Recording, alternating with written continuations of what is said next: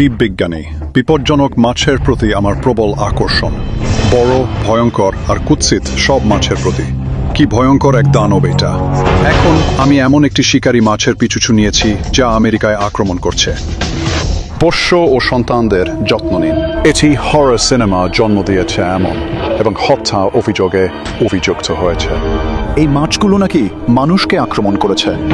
বলে এটি বাতাসে শ্বাস নিতে পারে এবং ডাঙায় হামাগুড়ি দিতে পারে। কিন্তু এর কতটা আমি আসলে বিশ্বাস করতে পারি? আমার উদ্দেশ্য হলো সত্যকে মিথ্যা থেকে আলাদা করা এবং সরাসরি জানতে পারা যে এই জন্তুটি সত্যি মানুষকে আক্রমণ করে কিনা। এর কাম কি প্রচারণার সাথে মেলে এবং এই তথাকথিত ফ্র্যাঙ্কেন ফিশ কি সব দখল করে নিতে পারে?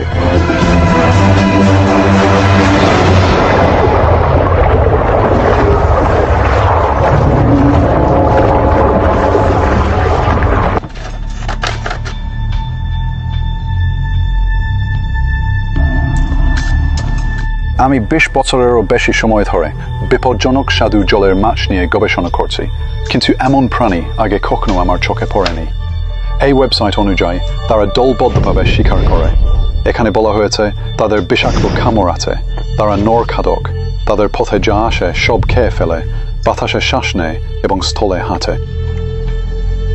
এই রিপোর্টগুলোর কিছুতে এমনভাবে বলা হয়েছে যেন এটি এক ধরনের আদিম যুগের জীব, ডাইনোসরদেরও আগের এক প্রাণী, যখন মাছেরা প্রথম জলাভূমি থেকে হামাগুড়ি দিয়ে ডাঙায় উঠতে শুরু করছিল।